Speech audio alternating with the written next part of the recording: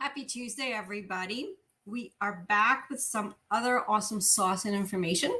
So join us, grab some notebooks and or a notepad and a pen and a pencil to get in so that way you can jot down some awesome things that I want to share with you today. So of course it is also springtime and the pollen season is fully here. So I have my box of tissues here, just so you know. So today I want to talk to you about something that I don't think is talked enough when you are preparing for your retirement and also when you are going through your journey in your golden years. And what we're going to talk about today is about 4 phases of retirement. So when you do your research, you are going to see a ton of options and articles and videos and information about how to prepare for retirement financially. Everything about money, saving up, budgeting, things like that. And all of that is absolutely super, super important. Yet what I don't see a lot of people talking about is how do you prepare for the retirement mentally and emotionally. And I think that's even more important than the financial aspect. So, and that's what I want to kind of unpack today. So that's why I want you to jot down and see how that relates to you and what you think about it and how that relates to your own personal situation. So here is the reality. And that is that 10,000 of North Americans are going to be retiring every day for the next 10 to 15 years. And you will see that most of the baby boomer generation, which is our 55 and older peeps, are all going to be turning age 65 by the year 2030, which, by the way, is not that far away. It's only 6 years away. So that's one fact, which means there's going to be more and more people that are worried and concerned and making those plans. So that's one. And two, important statistics that I want to share with you that I want you to be mindful about it. And once it is, you're going to realize just how important this is that you spend a third of your life in retirement, a third. So it's potentially 25, 30 years. So you absolutely want to be fully prepared, not just financially, but also mentally. What does that mean? So, and we touched upon a couple of those things in some of my regular videos that I encourage you and invite you to watch. So, interesting also fact that has been talked over and shared by quite a few professionals and interesting people that I follow on social media. They said that mindset is 90% of the game. And you probably have heard that, especially something that is referenced in the sports industry, where you have to get ready for the game. You have to get ready before you start. You have some kind of routine because mindset is everything. You focus on your mindset, you're 90% there. And the other 10% is going to be execution. So if 90% is such a big percentage in a number, why isn't we're talking about this more, especially when it comes down to planning for retirement? And that's what I want to focus on today. So I came across a very interesting read by Dr. Riley Moynes. And I'm going to link his book on Amazon so that way you can take a look at it.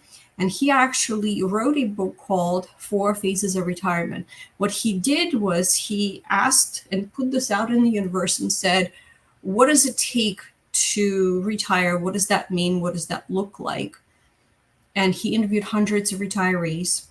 And during the course of those interviews, he realized that there are 4 distinct stages and that there's a framework that you can put them in to help others like yourselves, whether that you are planning for retirement and whether you are already retired, because those phases are just as important if you are already enjoying your golden years, because it will provide you clarity about what you are feeling and what you're thinking.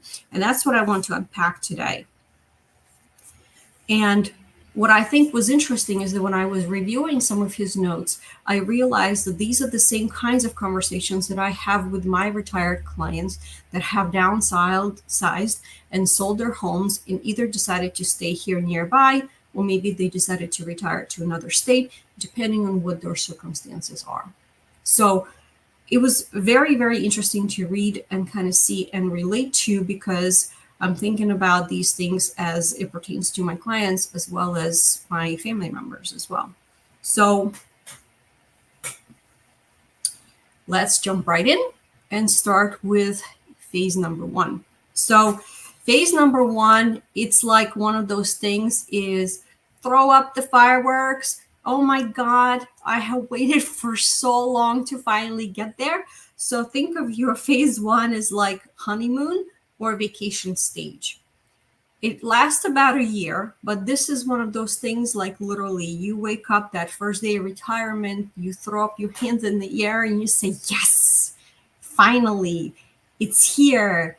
The freedom time. I can do whatever I want. I can get up when I want. And if I don't want to get up, I'm going to lay in bed, and I can walk around with my pajamas every day. Like all those things that you have been dreaming about and thinking about and saying, well, when I retire, this is what that phase one is going to be like. There's no dealing with colleagues. There is no project deadlines. There are no phone calls or emails on your work cell phone that you have to now take, or you have to take some personal time to go ahead and take care of. Because as you know, technology made all of those things so much closer and smaller. And there's nothing that you have to do after hours. Okay. So this is one of those things where I always suggest to people in my other videos is that first year when you retire, this is where you do not want to be making any rash decisions. Do not make a decision to sell your home and move somewhere. Don't jump into anything. The goal there is just to enjoy. Just enjoy your first year of your well-deserved retirement, because you are now in the new stage of your life. So just enjoy it. Just do what you want to do. Relax, breathe, read, do your hobbies, right? So, however, here's what a lot of people are talking about that they found interesting, is that after about a year, a lot of them will start to think about and say, you know what, this is great, but is this really it? Is it really it? And if you are asking yourselves at this point, is it really that's what this is to retirement? Then if you're starting to think about these thoughts, then this is a very good chance that you're slowly transitioning into phase two. Okay, so let's talk about phase two now. Phase two is called loss and feeling lost. And here's why. Okay, you're going to feel significant feelings of loss of the big five things. Right, so the big five things are your routine, your sense of identity, relationships, sense of purpose, and loss of power. So let's unpack each of those things and what they mean, because this is a lot. This is a lot. So the first one is you actually, believe it or not, are going to miss some kind of routine. And I'm not talking about being something completely rigid and stringent from the morning you wake up until the time you go to bed. But I think most of the adults need some kind of routine, need to feel something similar that you know you get to do and you're choosing to do every day. So even if it's a few things like getting up at the same time, making our bed, maybe 30 minutes of exercise, eating lunch at the same time, perhaps going to the grocery store, shopping once a week on a certain date, laundry day, right? Things like that that kind of help you have a sense of normalcy, right? The next one is sense of identity, meaning that you want to stay active, you feel like you are useful to others, you are connected to the community, those things, because at some point you're going to start to doubt yourself and say, you know what, am I really even needed anymore? I am just kind of floundering. I had a great year of just relaxing, and now what? Relationships. Remember, once you retire, you go completely 180 degrees into change, and you don't have coworkers to talk to anymore every day, because you see those coworkers more often than you see your family members. So you don't have to coworkers to talk about weather or what's going on with their kids and their grandkids, how things are actually going with work projects, things like that. That social interaction. All of us as humans are social creatures. Some need more, some need less, but we all need some kind of social interaction. That's for sure. And we need it both on physical and emotional level. And the next one is sense of purpose. What gets you out of bed every morning? That excitement about something that you're going to be doing today, something that you're going to be accomplishing, whether it's a solo or group pursuit, something that you want to do, hobbies, interests, playing instrument, which we'll talk about a little bit more in a little bit of time. But purpose does not have anything to do with the price tag. So don't think about, well, it's costing me money, things like that. But it does have everything to do with finding something that makes you lose yourself, and then you just stop looking at the clock because you're so excited and you do something that matters to you. And the last one out of the big five that we just talked about is loss of power. If you were an entrepreneur, you were in a leadership and management position, this is where you were used to making decisions for others, making sure that others were taken care of. And if you don't have that feeling anymore, where you have some deadlines, you have projects that you're working on, something that is challenging to you, you're going to feel that loss. And there's really nothing for you to take care of. There's no one to defend you. There's no people that you are meeting with to brainstorm ideas, to help them and to motivate them.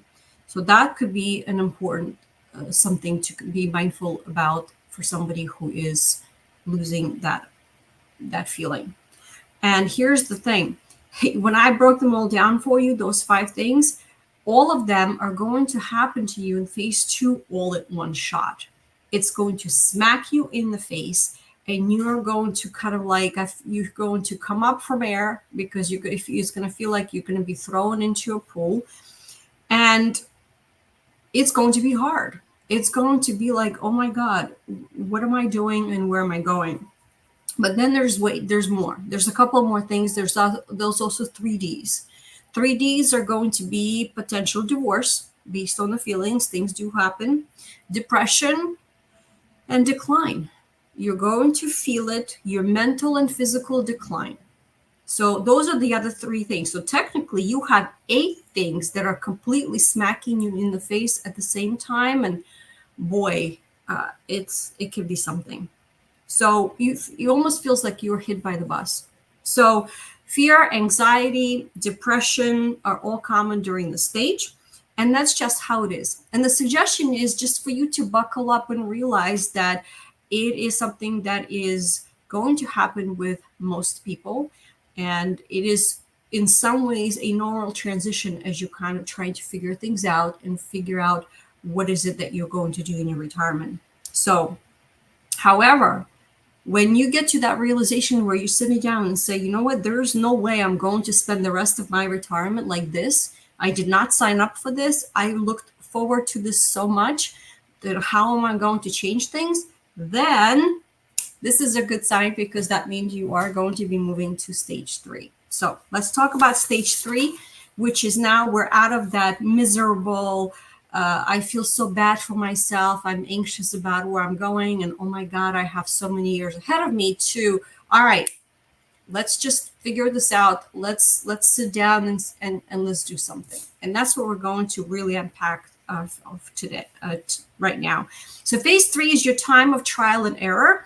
It is that time for you to find yourself and reinvent yourself. And this is where I want you to think about it this way.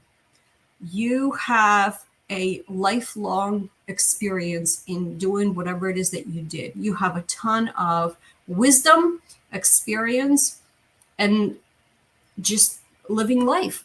So trying to plan the next 20 or 30 years should not be very challenging, because you can lean on the foundation, you can lean on that experience and say, all right, where am I going next? So this is where I recommend that you guys grab a notebook. I have a couple that I'm always have with me, and I'm a big believer of writing things down by regular pen and pencil.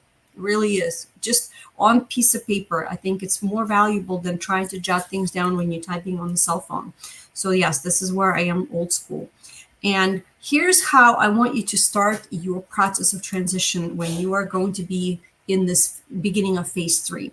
I want you to grab your journal and write these things down. The first thing you're going to do is you're going to dump everything that is in your head, everything that is bothering you, everything that's on your mind.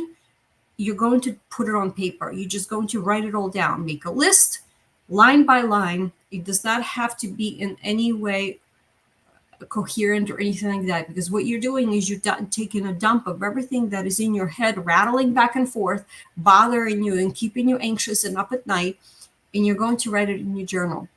So think of that as your kind of like mental windshield wipers. I love this metaphor that is being related to. You're clearing your mind so that way you can start with a fresh page. We're going to start with a fresh page. There's nothing on here. So, and then we're going to kind of craft it and make a game plan. So that's what phase 3 is all about.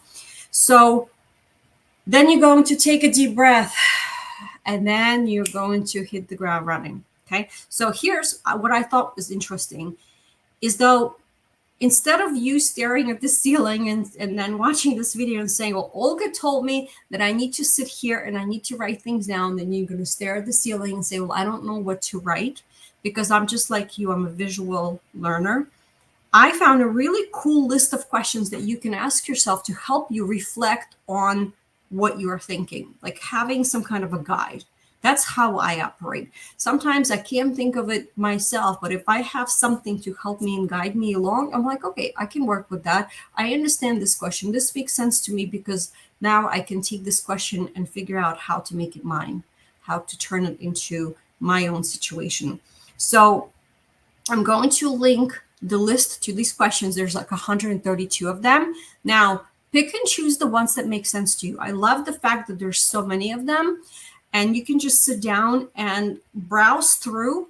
And I would suggest as you highlight or circle the ones that speak to you and say, oh, I like that. That's really going to help me. And you have 132 of them to pick from. So here is where we're going to really focus on the letter P, and that is your purpose. What is your purpose? And this is what I want to kind of give you some comparisons so that way you understand what that means. Because some people are like, Olga, what do you mean purpose? Like, I don't understand. So purpose is the inspiration for why we do what we do. So think of purpose as being like a gas in the car. You are the car. You put gas in the car in order to get the car moving, right? And gas doesn't need to know where you're going, what you're doing, because there is a foundation to help you and support you to move in the right direction. I love that explanation because it makes total sense to me and I understand it better now, right? So purpose is to know what I do so I can stay focused, energized, and powerful. So purpose isn't just about work either. It can connect us to our families, our friendships, and our hobbies, pretty much our whole lives. And in many ways, what makes this such a useful tool is because it covers so many important aspects that are important to quite a few people. Okay, so let me give you some examples of these questions. I just kind of copied a few of them, and then you can decide on which ones make sense to you. Like, for example, what brings you joy? I can tell you that I actually have one sticky note. It's an app on my phone in Google. It's called Google Note. And in there, I actually took the time to write down the things that I really, really like. So I love to read. I love certain scents that they really make me happy when I can smell them. I love to swim. I love to travel. So I was like, oh, this question number 2, it says, what brings me joy? I like that. I'm going to use it. The next one is, what gifts do you bring? And it could be something that you're really good at. Let me see what other ones. How do you want to make others feel? And that depends on your personality, which, hang tight, I'm going to share with you in a little bit. What is missing in your life? If money wasn't an issue, what would you do with your time? What problem do you want to solve? Right? And if you think about it, that kind of question can create so many opportunities, because this is what people did. Some of the inventors, think about it. When they saw that there was a problem, and they're like, you know what, I'm going to solve it by creating something that is going to make other people's lives easier. And then an invention was born, and then a company was born, a business was born, and then you are doing something special and you're changing people's lives. What movie character would you most want to be like? What book title best describes the life you would like to lead? What was your favorite thing to do as a child? I can tell you, when I was little, I loved to bike, especially in summertime when the school was out. I would bike every day, all day long if I could. Why are you doing what you're currently doing?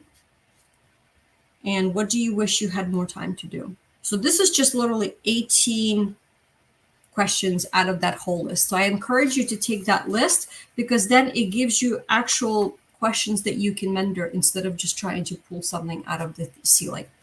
And I will link this article under this video when we're done, so that way you can take a look at it. So some other questions that I wrote down is, think about how can you make your life meaningful? How can you contribute? Okay. And think about, start with some of the basics, things that you truly enjoy doing. What are your hobbies? What are your interests? Think back when you were working and you kept telling yourself, when I retire, I'm going to do X.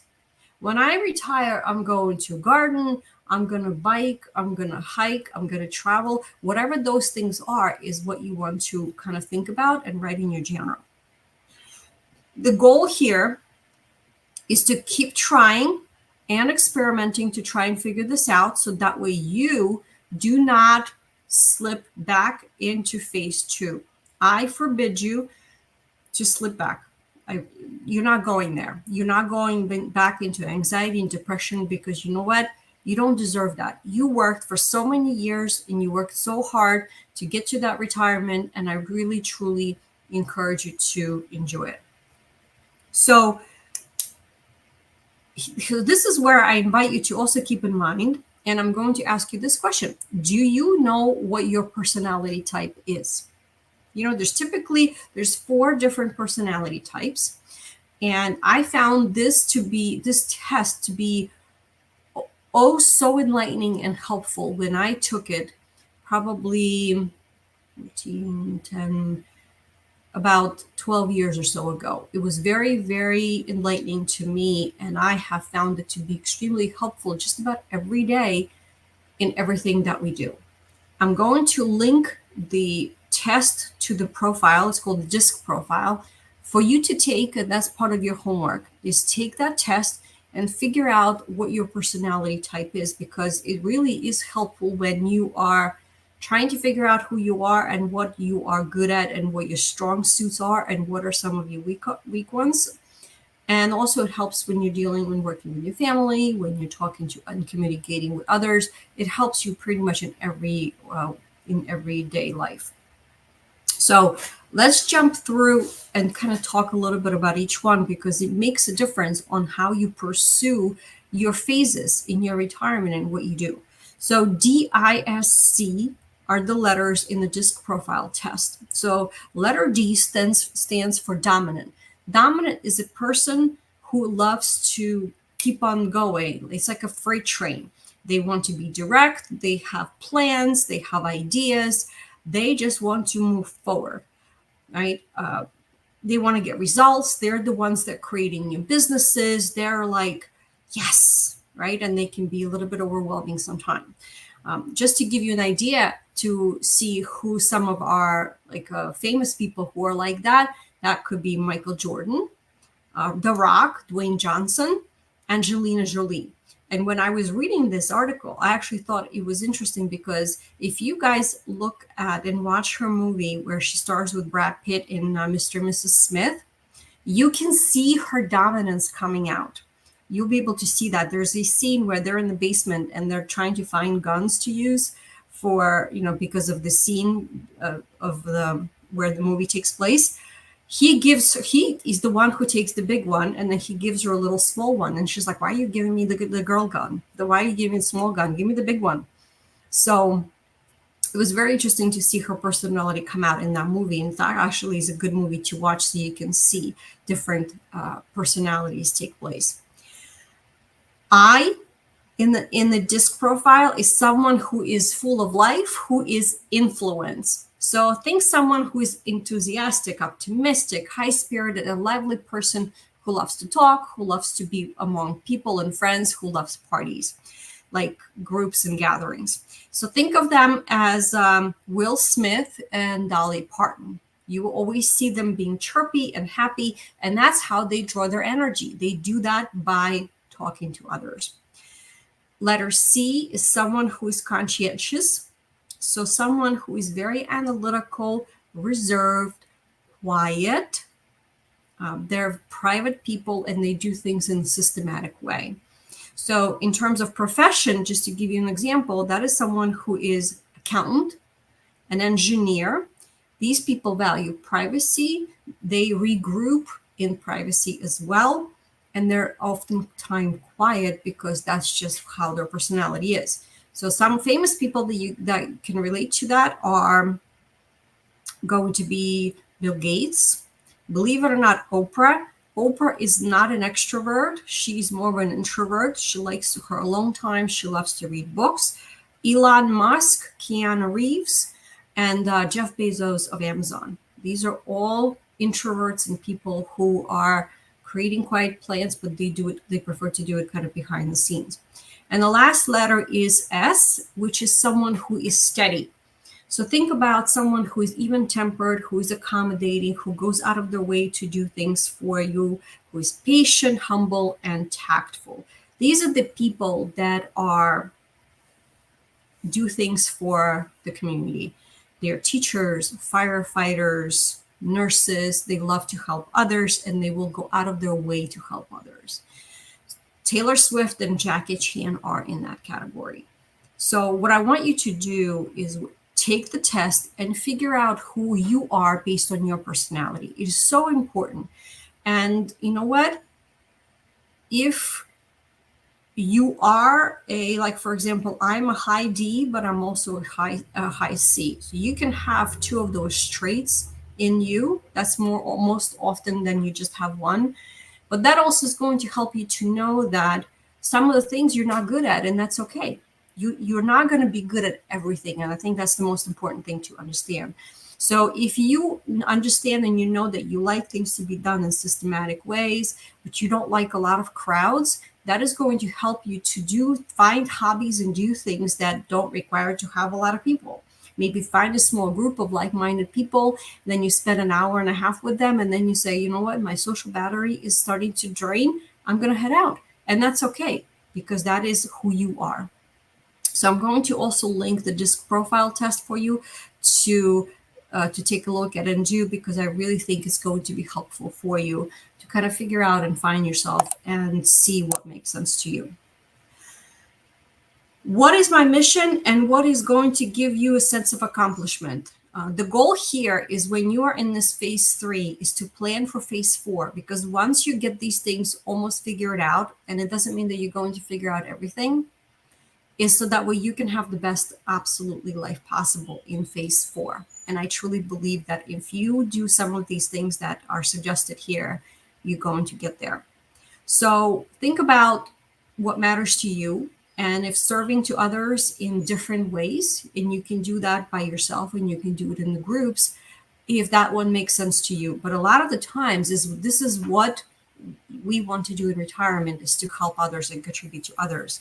There's charities. There is a SCORE, which is a business organization to help small business owners. You can actually mentor other people. The goal here is what I want you to take away is to exercise your brains. If you stay active and busy, you exercise your body and you exercise your brain, you most likely are going to have the best retirement ever. I promise you. So take a hobby. You can do pottery, gardening. You can do refurnish furniture. And you know what? If you don't have any ideas, go on TikTok, go on YouTube, and just Google different types of hobbies. Hobbies that don't don't require a lot of money. Just type it in. I guarantee you someone else before you already asked that question. Who says that you cannot start your own business in retirement? Two perfect examples are Colonel Sanders with KFC and Martha Stewart. You guys know both of them. Martha Stewart was in her 50s when she started her business, and Colonel Sanders, which is your Kentucky Fried Chicken, was in his 60s. Who says that you can? I actually think that if you were to start your business when you're in your 50s and 60s, you're going to be a heck of a lot more successful because you already have a lifetime of experience, expertise, and maturity. Think about it. You have all those things behind your belt. You already have the foundation for businesses for most of you. You are ready to rock and roll. And with starting a business, you can do something literally in a matter of days. A free website, have some kind of free foundation, have an email, you have the technology you have, it's all at your fingertips and it doesn't cost you any money. So your startup cost would be very, very small. If you are crafty and you want to try to make some money with your hobby, go on Etsy, etsy.com. You can set up your small shop there and you can sell your creations. There, you will believe the stuff that people create and sell, which also makes for really great holiday gifts when you're looking for something that is truly unique and individual. If you have no idea and you want some inspiration, go on etsy.com and check it out. You will be blown away. What I want you to keep in mind is that when you're doing this research, ask yourself these questions. Just say, oh, well, I can't do that. Well, then don't shut yourself down because you haven't even tried. So don't tell yourself, don't have that drunk monkey on your shoulder talk you out of it. I encourage you to ask yourself and say to yourself, you know what? Why not? The worst thing that can happen is, you know what? You've tried, but at least you know that you've tried and it didn't work out. You can check it off and then you go on to keep going. So think about what you're passionate about, mentoring, tutoring, volunteering. If there are no groups in the area where you're at that you want to actually be part of, guess what? You are going to create one yourself. You can go on meetup.com, you can create your own group and you can get started. And then other people who have similar interests with you are going to find you. And then they're going to say, hey, I'm also interested. Let's get together. There's a movie that I have a recommendation for you to watch that I really, really love. It's called The Intern. And Robert De Niro starts in this movie along with Anne Hathaway. I love that movie for many reasons, and here's why. And it kind of fits perfectly the conversation that we're having right now. So Robert De Niro plays a 70-year-old retired executive who lives in New York City, and he decides to get an internship, which means it's unpaid, at a modern fashion website where he's working with 20-somethings, and he strikes up a unlikely friendship with the company's owner, as well with a bunch of guys who are in their mid-20s who are going through a life crisis of meeting girls. And it's really cool to see their interactions. You're talking about very much different generations interacting with each other, and they're each teaching each other different lessons. I love that movie. And the idea there is that he, instead of sitting at home doing nothing, decides to try something completely different and very much out of his comfort zone, right? Imagine going and working with 20-somethings. But it's a really, really cute movie to kind of give you an idea and perspective. So that's your homework. And teach what you love to others. So if you're a retired professor, I know some professors who teach at local senior centers on the topics that they know really well. And it could be a different topic that you taught when you were working. It could be something that's of interest to you if you know really, really well. If you're a retired teacher, You can teach people how to play poker, how to play cards. You can teach English as a second language if you're really good at it. You can start a book club. You can do a film club. You can teach people how to golf. You can teach people how to quilt. The world is your oyster. It really is. So I really want you to think about it and use your notebook to jot down and say, this is what I enjoy doing.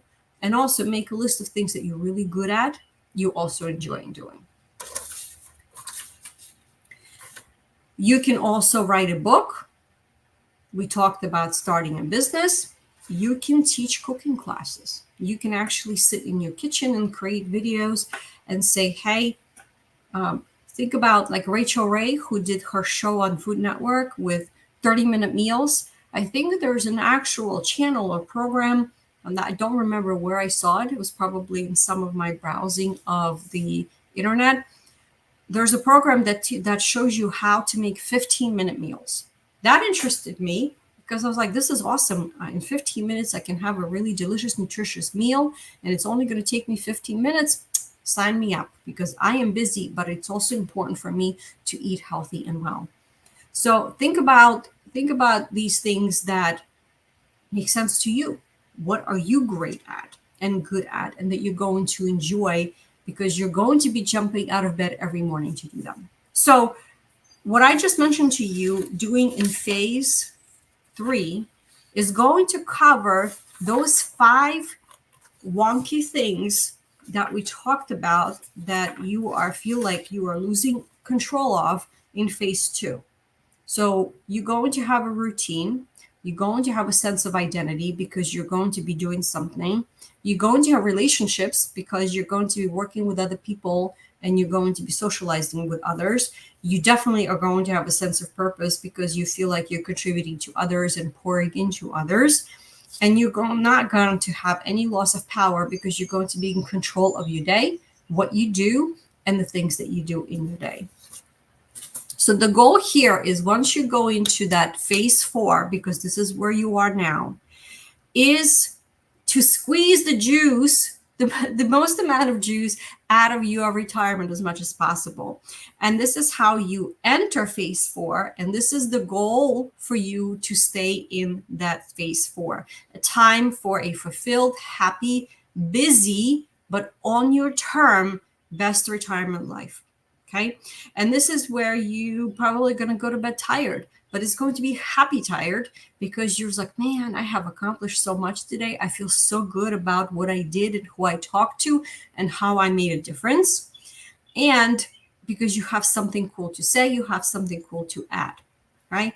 And here's the kicker. When the time comes for you to prepare for your end of life, and yes, that is something that you're going to have to do. It's one of the many conversations that you have to do to make planning as part of your estate planning. I want you to have a tombstone, because you're going to have to think of the encryption on it. And I want you to write on there something like, man, what a life I lived. Not something where it's just blah and boring, because we all get one life to live. And I want you to have the best possible 30 years of your golden years. So I want you to go out with a bang, basically, right? And think about it. What kind of legacy can you leave to your family and friends when you pass on? They're really the things that they're going to share with others, to say, listen, Jim had such an amazing bucket list. He accomplished just about everything on that list, and he poured into so many people, and he made such a difference, because that's what you want them to talk about and have a smile on their face when they are sharing something amazing about you during the time of your eulogy. And then, of course, your tombstone is going to say something truly amazing.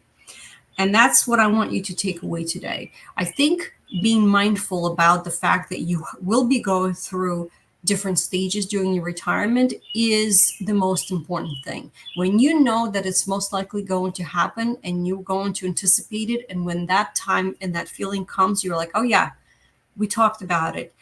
People have gone through this just like me. I'm not the only one going through this tough time, and I know I can get through it. That is 90% of the battle. And that's why we talk about the fact that mindset is truly the best thing that you can work on, because then everything else and the action will follow after. It's the mindset, getting that set right, on the right focus, on the right path, and moving forward is the goal. So take your time, make your plans. If you're not in retirement yet, don't forget to think about these mental things and emotional things that are also going to be just as important as planning for your retirement financially, right? Think about the things that you can control, right? So with the finances, we talk about the fact that you can make more money, you can control your spending, you have a lot of things that you can control to have the best retirement ever.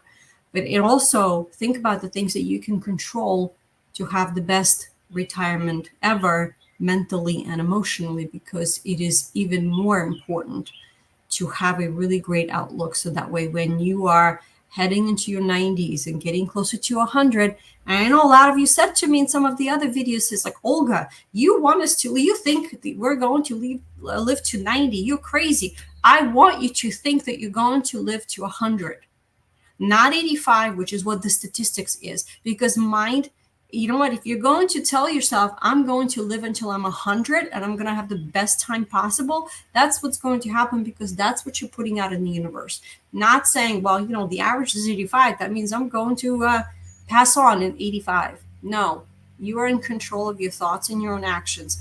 And that is what you want to feed. And you want to feed it with a positive energy, because that is what the universe is going to bring you. What you focus on expands. A really wise person have shared that with us a while back. So I hope that you enjoyed this information. I hope that you take this and do some of your own thinking and the homework. Figure out what personality type you are and how that's going to help you frame your thoughts, and figure out what you're great at and what you're not so good at. And that's okay. We're not good at everything, and we cannot be good at everything. And then just go to town and make your plans. And if you are already retired, then figure out what stage of the game you are in, and then ask yourself, okay, I need to sit down and figure things out. What phase am I in? What changes can I make? So that way I can be better and do better and put a smile on my face and put a smile on other people's faces as well. And let me know how I can help. I'm happy to provide some advice and suggestions and tips and resources, yet ultimately the work that needs to be done for you to create your own retirement path, and the best one ever, is going to be on you. So that's what I wanted to share with you today. All the resources that I shared with you today, I'm going to link in the description box below this video. Let me know what questions that you have, and hopefully you found this information helpful.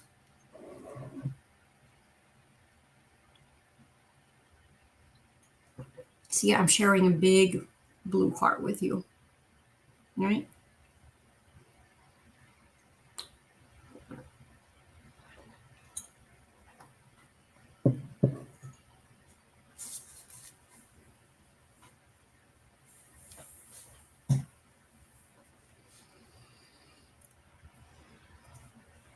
All right, everybody, have a great rest of your day. Thank you so much for joining me today and allowing me to share some of my favorite thoughts and ideas based on my research and my reading. I hope that you find this helpful, and do share your own journey and your own progress.